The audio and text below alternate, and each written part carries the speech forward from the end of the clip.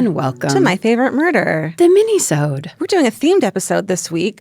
Creepy neighbors. Some of you guys need to fucking move. My God. These are not funny stories. There's a lot of people up on other people's porches for no reason. Yep. A lot of people leaving things for you that you did not ask for and do not want. Well, let's get into it. Let's. You want to start? Sure. Okay. That was almost like we rehearsed it. I know. That was too smooth. We're on the road and we're killing it now. We're just locked in. Okay, this one's called A Virgin and a Pear Tree. Hello, MFM ladies. I have been wanting to write this in for quite some time, but it's a long one with a lot of twists and turns, so it's taken me a moment to get my thoughts down in what I hope is a cohesive manner. When I was a sophomore in college in Alabama, I lived alone in a 2-bedroom house thanks to my roommate transferring the week before school started. Hell yeah. Wow. It wasn't in a bad neighborhood per se, but there were some creepy apartments next door that resembled an hourly motel. It's like everywhere in Los Angeles. Yeah. In my backyard, my landlord had so lovingly planted a pear tree that would cover my car in such thick sap that I would have to hand wash my car in order to see out the windshield. Oh, Jesus. One afternoon while washing my car, a neighbor from the creepy apartments came outside to drink a beer. He started talking to me innocently enough in the beginning, but then shit got weird. He began to tell me he was a Vietnam War veteran and devoted himself to the service and therefore had never had a wife. His problem? He was saving himself for marriage. Sir? What? That's your private business. Yeah. Take it to your pastor. Yes, this Lord knows how old man started talking to me about how he was a virgin and then starts commenting on my looks. I quickly created an excuse to get the fuck away from this conversation and locked myself in my house because fuck politeness. I wish I could say that's where it ends, but it gets weirder from then on. A flower pot full of cigarette butts would magically appear every time I walked out my front door, as if someone were watching me go in and out of my house. Just fucking chain smoking and watching her. Like he was standing out there watching? I think so. Yeah, okay. Yeah. Weird notes would be left in my mailbox, and when I passed the virgin neighbor outside, he would ask if I had checked my mail lately and laugh uncontrollably. The worst was when my friend and I were sitting on my front porch eating boozed up Italian ice and a detective approached. At first I thought I was about to get in trouble for my delicious treat. How did he know? But I quickly lost my buzz when he told me some girls down the street called 911 when they saw a weird man trying to break into my home earlier that day. Oh. Good for those girls. Yeah, for real. At the end of spring semester, on the day of my last final, I was sitting at my kitchen table eating breakfast. The window faced the creep apartments, and to my shock, they were quickly surrounded by SWAT teams and DEA officers. This perked me up quicker than any cup of coffee could, and my mouth hung open as they dragged my creepy neighbor out of his apartment in handcuffs. Ladies and gentlemen, this man was running a full-blown meth lab in there. Oh, my God.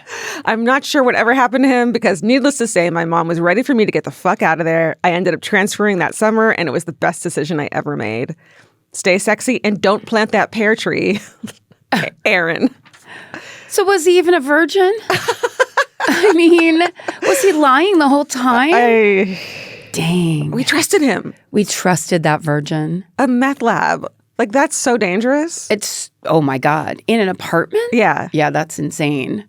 Ooh. And also just that idea that then it's like, she's like, yay, I get this house to myself. Now I'm trapped in this house. Every time you walk out the door, there might be something. We've all done that. It's like you're being held hostage. And just United Girls of the World calling the cops and, oh, yeah. Love it. Okay. No, we're in it now. Yes, we are. We're in it. I'm not going to read the subject line of this. It says, "Hi, MFM crew. You asked for crazy neighbor stories, so I decided it was finally time to write in. My sister and I used to talk on the phone every week or so. She would mostly chat about her pets or her spouse, and then in parentheses it says, in that order." But a couple of times she mentioned a particular neighbor who gave her hell along with a strong dose of both the heebies and the jeebies. Apparently, it was not unusual for him to curse loudly or yell at passersby. So naturally, he was pretty much outside in his garage or in the yard all the time. And then in parentheses, it says, why can't cranky people stay indoors and yell at the TV like normal folks? Truly. What's so funny is it reminds me of, we used to, live out in the country. So it was like country roads and people would literally go 85 miles an hour as my sister and I are out there on our bikes. My father yelled at every car that sped. I was picturing your dad. Like there was something in your voice that was like, I'm familiar with this. Yes, this is, and it... Well, he wasn't wrong. He wasn't wrong, but I don't know how effective it was. Sure.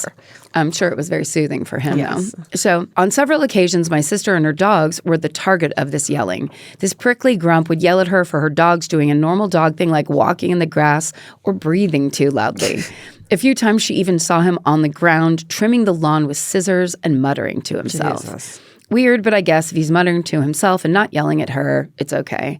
I said something to the effect of, well, he sounds like a real delight, then suggested it might be a good idea to consider a different route for her dog walks, lest she get stabbed in the foot with his lawn scissors. We laughed, and she agreed it would be best to avoid further confrontation and just let the crusty old-timer live out his life with his perfectly edged grass.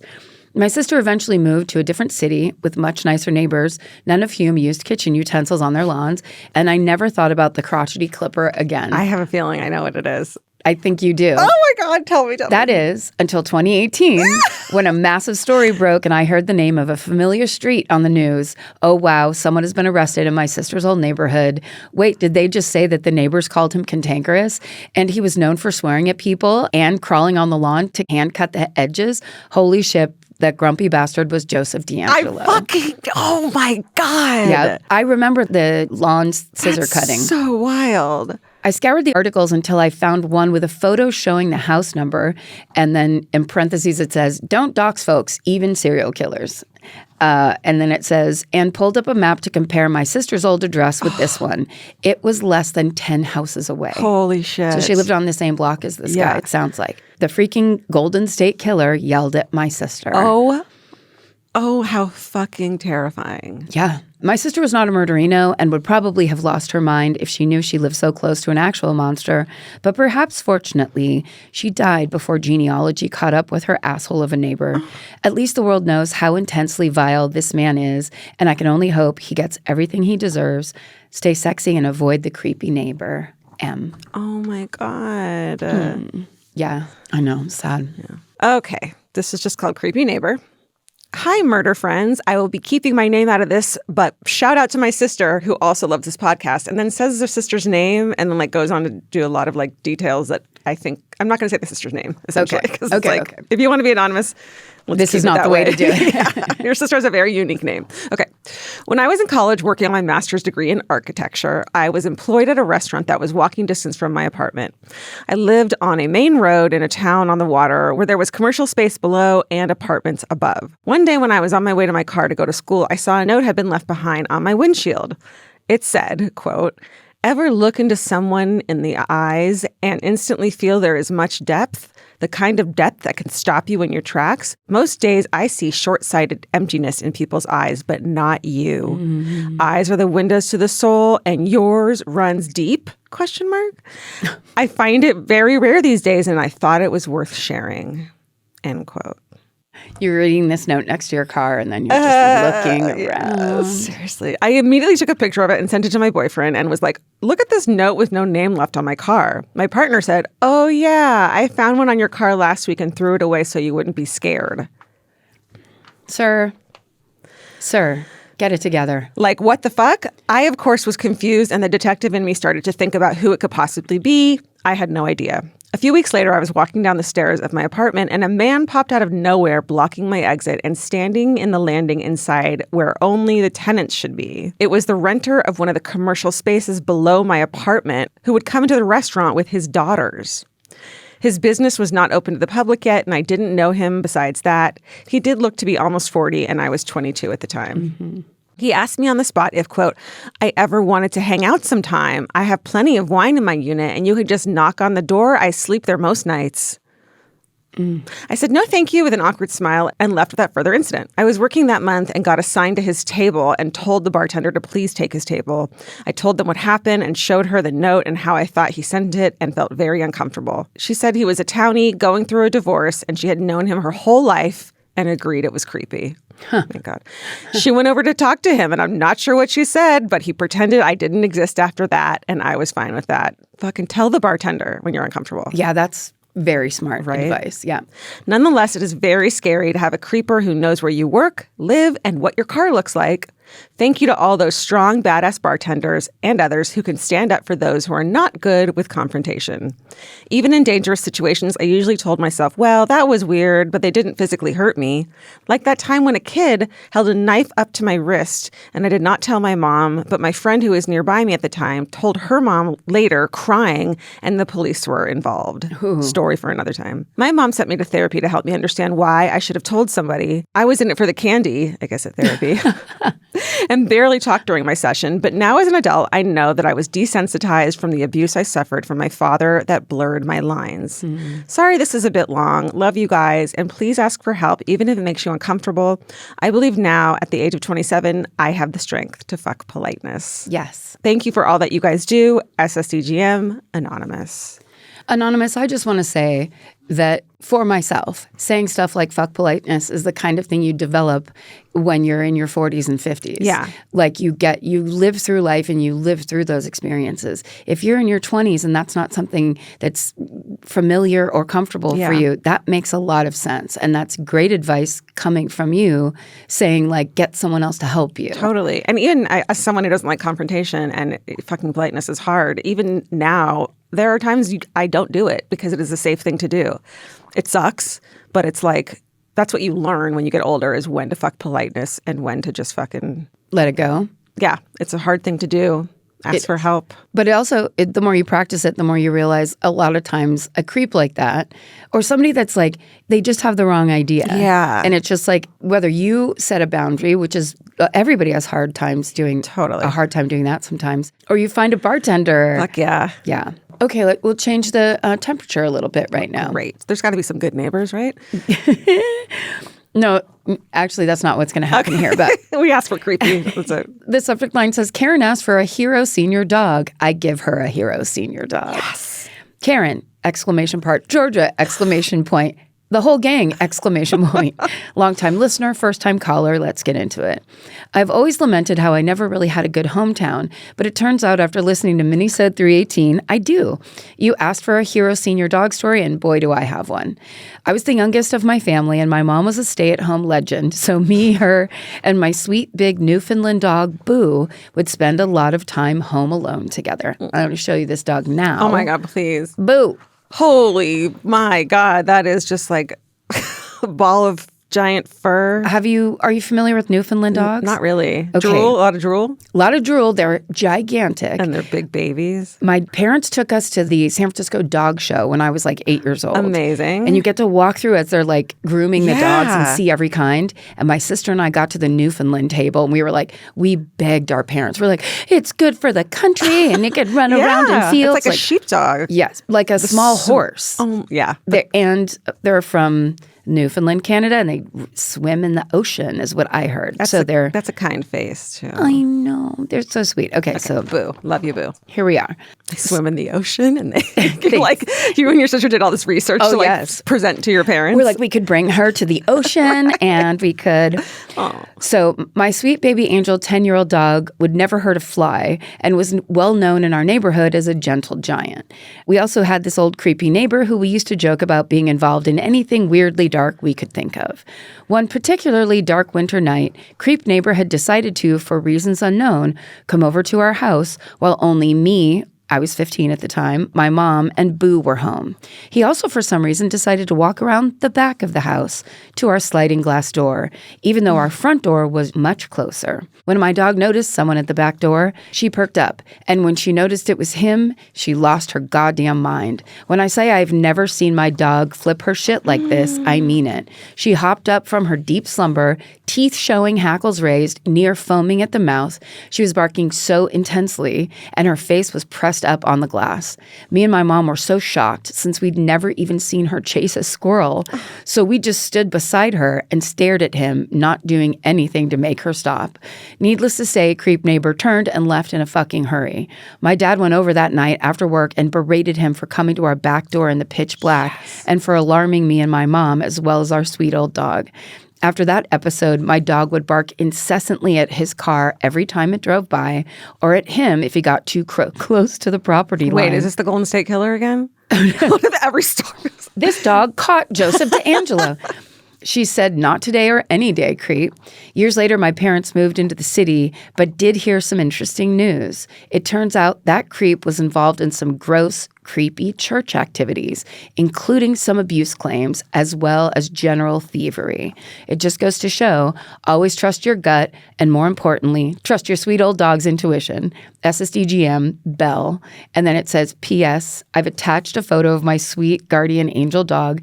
She passed away almost 9 years ago, and I think of her every time I choose to say fuck that to something that gives me that hell fucking no gut feeling. She was just really cute, and I wanted to share that with you and the MFM team. Isn't that cute? That's so sweet. Honestly, like nothing has ever made me feel more safe than having a dog with me at home. Yeah. Like, Cookie's not going to fucking attack anyone, but she's going to bark her fucking head off. She knows what's going on. She lets me know. It's priceless. Like, they're the best. Yeah. Yeah. Okay. We accidentally cursed the neighbor. Hello, MFM crew. I thought you might like this story from my college days, way back during the first Bush administration. When? What? I know.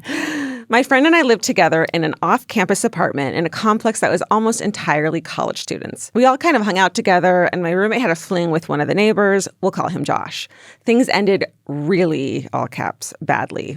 I don't remember exactly what happened now, but she was very mad and upset, as 20-year-olds are, and we never hung out with him again. A day or two after they split up, I was at Barnes & Noble, and in the tchotchke section, where they had all the mini kits, mini Zen Rock Garden, mini Fashion Emergency Kit, etc. Remember those? Yeah. I found the Mini Love Voodoo Doll Kit. Remember those? Oh, yeah. Mini Love Voodoo Doll Kit. I thought it would be hilarious to give it to my roommate. And indeed, she thought it was hilarious. Let's pour some 7 and 7 and use it, because what harm can a Mini Love Voodoo Doll really do? We were to find out. Ooh. I think we had a note he had written that she folded up and stabbed the doll with some pins, then put it in a mold of her teeth she had from some dental work, so teeth were biting the doll's neck. We had a good laugh and promptly forgot about it. Uh-oh. Josh avoided us until he moved out a few weeks later. I heard through mutual friends that his Army Reserve unit was called up to active duty not long after that, but never really heard much else about him. One day, almost a year later, I was homesick, and he signed on to AOL Instant Messenger, which he hadn't been on in a long time. Remember, first Bush administration? Ding, ding. This seemed weird because last I had heard he had deployed. He was deployed in Iraq. This was not long after the Iraq War started. In 2003/4, having access to AIM while deployed seemed insane. Mm-hmm. I messaged him because, well, why not? It had been almost a year, and I was curious how he was doing. Josh responded and told me quite the tale. Apparently, right after he ended things with my roommate, he met a girl, and they started dating and then got engaged, but she cheated on him and dumped him, and he was completely heartbroken. He had been the victim of some sort of outrageous identity theft where he lost $6,000. Want to guess? They put how much in today's money, which I love. Yes. $6,000 in the early 2000s? $6,000, would it be like close to $9,000? 10 and a half. Oh, wow. God, yeah. Yeah. And had to sue his bank. Then he got deployed to Iraq, where he contracted meningitis and had to spend his 21st birthday in a field hospital. He was actually still in the hospital recovering, which is how he had internet access, and was talking to me. Oh, whoa. My roommate came home while I was talking to him, and I called her into my room to hear the tale of what happened to Josh. She arrived right when he wrote, quote, "It all started when I ended things with roommate, and I feel like maybe it was punishment for being such a jerk to her." Ooh, he knew. Yeah. God, that feels so good, right? I'm like, I was an asshole. It so rarely happens. Yeah. Yeah. We looked at each other in horror as we both remembered the voodoo doll. It was still where we had left it all those months before, in the teeth. We ran out of the room to grab it, remove the pins, and get rid of it. How did the voodoo doll have such power? We had just thought of it as a funny thing that was a little cathartic for my scorned roommate, but not that it could actually curse anyone. But do you think we could curse Josh, even accidentally, without having it come back to us? No, we could not. As it happened, this was shortly before Valentine's Day, and both my roommate and I got dumped by the guys we were dating out of nowhere just a few days later. Since then, we have both avoided any curses, voodoo dolls, or sending bad vibes to anyone. It's not worth the karmic backlash. I heard Josh got married a few years later, but we have lost touch with him and most of the friends we had back then. I talked to my friend/ex-roommate before sending this email, and we both hope he is doing well and send him good vibes now.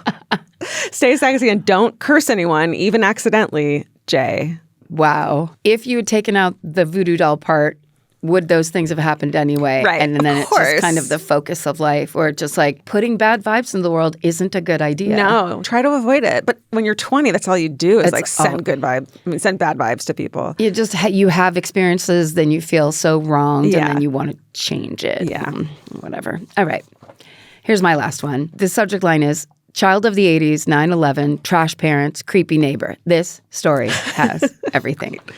And it says, hello all, you're the best. Let's do this. I grew up in a St. Louis suburb that was generally safe and quiet, but we had a neighbor across the street that creeped out all the kids. His house was run down, his yard was overgrown, and he had a giant bush with bats living in it.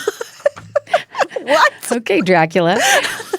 There were rumors among the kids on the street that he had a giant dog living in his basement that was trained to attack anyone that walked into his yard. Oh, as a child of the 80s, I babysat my younger siblings often, usually just while my mom ran to the store. My parents decided that at 11 years old, I was seasoned enough to babysit my two younger brothers, aged 4 and 7, for the evening as they went out. Around 9 p.m., I made sure all the doors to the house were locked. An 11-year-old. I don't know, though. I feel okay about it. You do? Maybe not.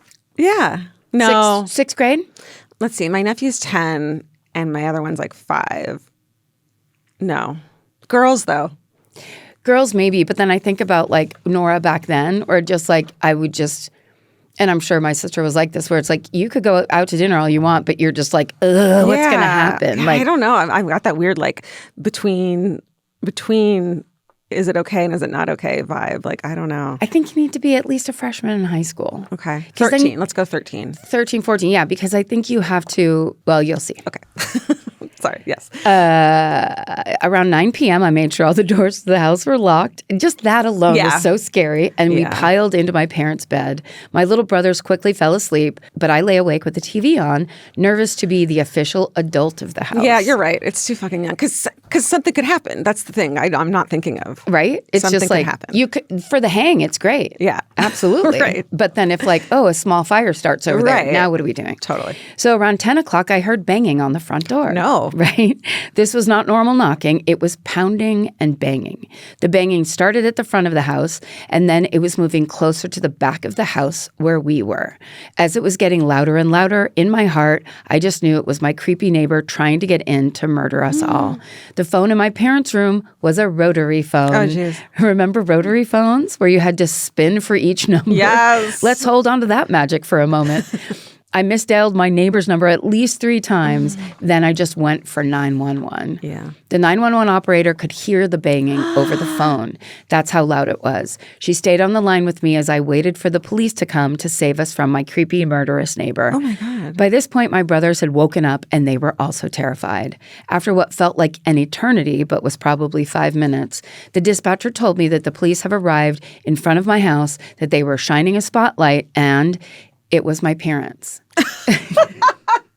I had locked I had locked the front screen door, which had no key, and chain locked the back door so my parents couldn't get in. The police found my very pregnant mother sitting on our front porch reading a newspaper while my dad was banging on the door and all of our bedroom windows, thinking we were asleep and that he just needed to wake us up, because waking up your young children by pounding on all their windows is a super great idea, Dad. Yell their names. Yeah. It's Dad. Yeah. Hey. Hey, guys. Hey. It's your friendly neighborhood dad.